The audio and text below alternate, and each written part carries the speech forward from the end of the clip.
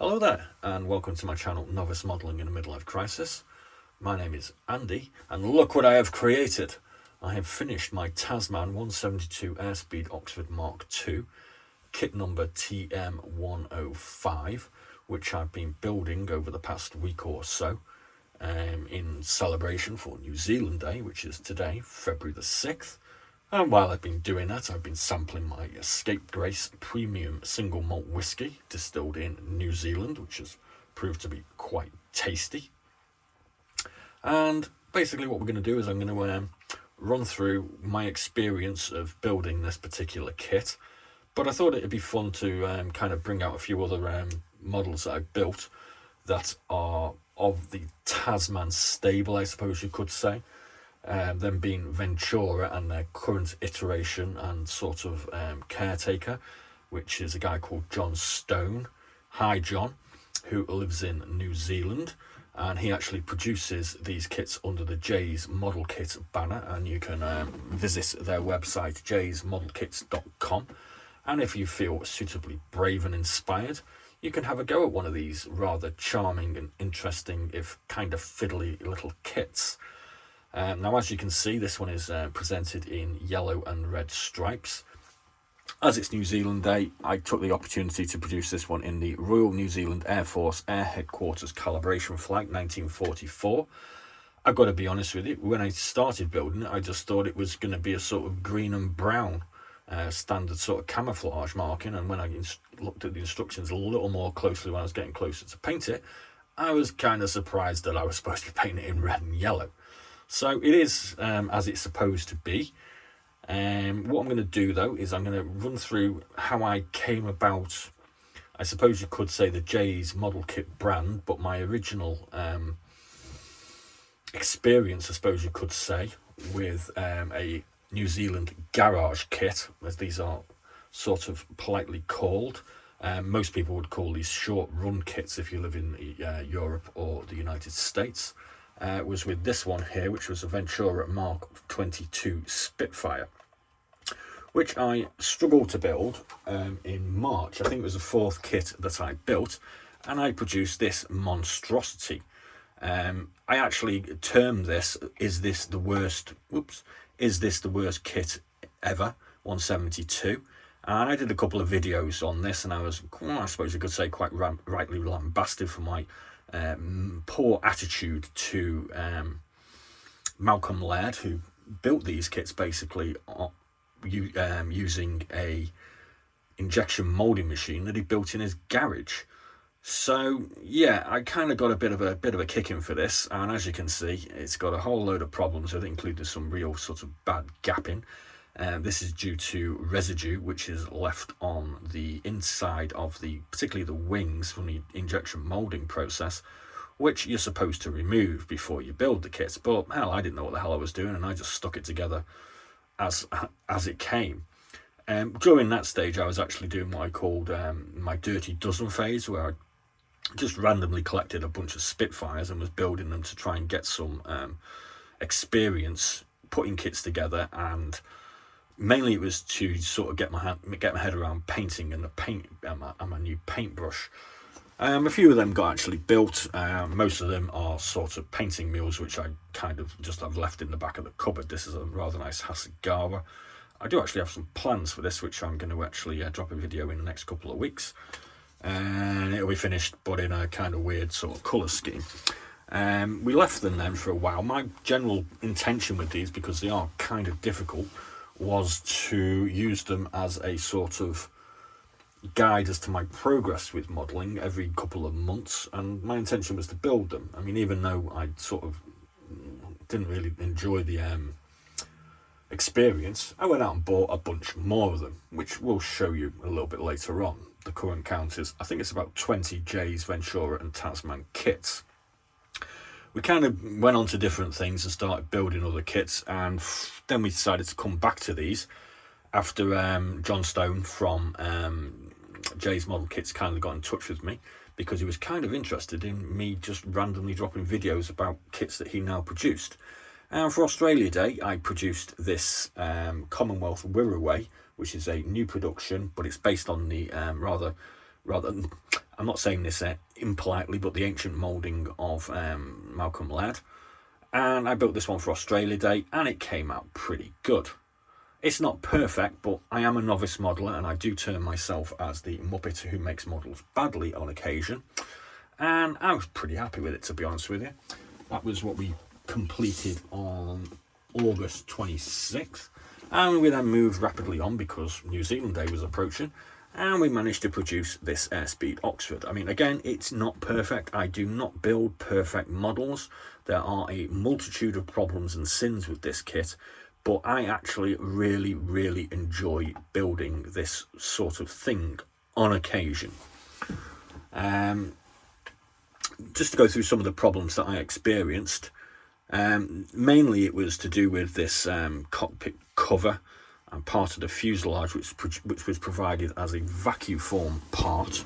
For those that you don't know what a vacuum form part, it's a flexible plastic that people used to build kits out of for rare and interesting aircraft back in the 80s and 90s. And I've got another one of those to show you, which comes from Jay's Model Kits, and yeah, they're kind of nobody really likes them, I don't think. If you like vacuum form kits, I've got a couple that I'm going to actually have a go over the next couple of years. So yeah, main problems, this vacuum form part, which I couldn't get to fit properly, and as you can see, it's left a rather nasty ridge, which I probably could have done better with, but because I'm working to a sort of schedule to have this finished, and I'm not used to working with vacuum form kits, I decided just to leave it and fill it in. We also had a couple of problems with some of our plastic putty by Vallejo, which kind of seeped in when we tried to put some on this part of the join here, which kind of led us to have to sort of make the window holes, which again, this was a clear plastic right the way through part, a little bit smaller. The aerial that you can see here was produced using some evergreen plastic rod. A lot of the parts on this are white metal. For those of you that are unfamiliar with that, that's kind of like a lead or maybe zinc, I'm not exactly certain. Rather bendy, sort of not particularly stable product. And those parts were mainly the propellers, the undercarriage, which I did struggle with a little bit. And what other parts were lead? Oh, these little exhaust manifold things here underneath. Now, a lot of these parts, obviously, it's not really suitable to use sort of Tamiya extra thin or Tamiya cement. So I called upon this CA UK Black. And an interesting story, I'm currently vaping because I'm trying to knock the smoking in. I actually picked the CA UK Black thinking it was the vape up and almost super glued my mouth together at one stage. I'm sure some of you might be quite happy with that. I mean, you know, this guy tends to ramble on a bit. As for tools, well, a hard L or a sort of Dremel, this is a Dremel copy, rather cheap on Amazon for about 20 quid, is required to basically remove all the excess residue from the injection molding process. Although I'm sure you could, if you wanted to, just use some sanding sticks and rubbing pads. Yeah, good luck with you on that one. Other tools that were required, obviously some snips to remove our parts from these rather chunky sprues, which we're now going to chuck in the bin because we don't want to look at those anymore. We also had fun with our tweezers. Oh, my spinny thing has stopped. We also had fun with our tweezers when we were trying to put the undercarriage struts in. It was very much like having a game of Operation. Remember that kids game that sort of beeped at you? So yeah, we kind of lost that into the bays a couple of times and had to retrieve them. We were using the CA UK Black at the time, and yeah, we managed to almost stick our fingers together. We managed to almost stick the parts to the tweezers, and we kind of struggled to get them perfect, but they'll do, I think. Let's just try and turn that thing on again. It's going to go a bit fast now. I can never remember how to make this slow. That'll do. We also used our drill because certain parts like the aerial, these exhaust ports, he's gone pretty quick, hasn't it? Needed holes drilling for them. We also had some fun with our little hobby mini saw when trying to get the parts off. We did accidentally crack these under parts of the wing here, but we managed to glue them back, and You can probably see a little bit of the join there. Obviously we needed things like hobby knives, and we utilised a whole load of little attachments for our hard dowel. Glue otherwise used was pretty much the standard Tamiya extra thin and Tamiya cement. We also used a clear fix on the cockpit canopy, and we kind of successfully used the Mascol for one of the first times on our glazing. The actual ribbing on the glazing is a problem that I have. I'm not exactly great with it, and I'm kind of learning. Paint wise, we used Tamiya flat red, we used Sky 21 for the interior, we used XF3 yellow for the yellow, we used XF85 on our tyres, rubber black, we used dark iron XF84 sporadically, some flat aluminium XF16, and some flat black XF51 on the cockpit interior. As far as decals were concerned, unfortunately the provided ones, this is circa 1990 and cost me about £26. Currently on eBay these go for about 40 quid, so I consider myself getting a good deal. There's some random guy in France or Germany trying to get 80 quid for his. Good luck with that. You can actually pick these up off Jay's model kits for in the region of, I think it's about $12 to $14 New Zealand, so that's, sorry, $22 to $24 New Zealand, which works out around about £12. Postage from New Zealand is not cheap, but it's probably better than paying 40 quid for one of those. And incidentally, just in case you're interested, this one here is standing here because this is a Tasman Oxford Mark V, currently produced by Jay's, and I'm giving this one away free. This one was provided to me by Jay's Model Kits. Yes, I'm doing a bit of shilling here. But basically, if you'd like to have a look at the playlist, which is in the description bar at the bottom, there is an opportunity to win that. And I'm keeping a list of people that have entered, and we've only got about sort of 40 names on that so far. So currently it's a 40 to 1 chance to win. So that's pretty good odds. The competition for that will be ending on February the 10th, and I'll probably be announcing the winner on February the 9th. Anyway, back to these decals. These ones didn't work. We consequently used a bunch of roundels off this one and this one. And our NZ1290 was produced using some fantasy print shop lettering. So, what else have we got to go through? He's going really fast. I'm just going to take him off because he might fly away. As far as the other kits that we have built, the Wirraway, which is currently available in New Box from Jay's, you can get that one. I'm just going to run through my current collection of Jay's, Tasman and Ventura kits, which are all going to be built at some point over the next 10 years because I've got a whole bunch of kits to get through. So these ones are Venturas, but these are all currently available under the Jay's branding. So if you fancy having a go with these, you can get in touch with Jay's Model Kits. So I've got the Seafire Mark 47, which was quite rare back in the 90s. A Seafire Mark 17. A Seafire Mark 15. I've got this Tasman CA12 Boomerang. I've got a Mark 14E Spitfire. I've got a Mark 19 PR Spitfire. What else have we got here? We've got the Mark 18 Spitfire. We have an Aussie Mark 13 Spitfire. We have an American Mark 9C Spitfire. We have an American PR Mark 9 Spitfire. We have a Spitfire HF Mark 7. And now moving on to the Jay's stuff. The guy Malcolm Laird, who originally produced these kits, started out with this company Falcon. And this is a Martin Baker MB5, which is a pretty hard kit to get hold of, even now. You can get an AZ model kits of it, but this is a vacuum form. And oh my god, that one needs to go in the bin. Jay's models also do some reboxes. This is a de Havilland Vampire FB5, which was originally produced by Hella, I think.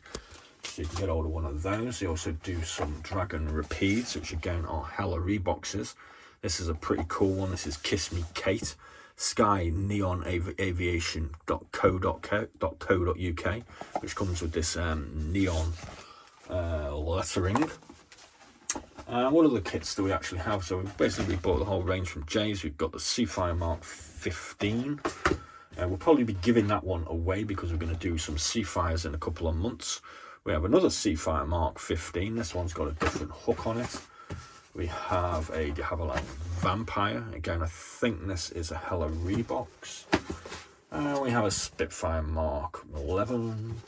We've got another Spitfire Mark 11, which comes with a variety of alternate markings. We have another Spitfire Mark 11, which comes with another variety of markings. We also have a F4U5 Corsair.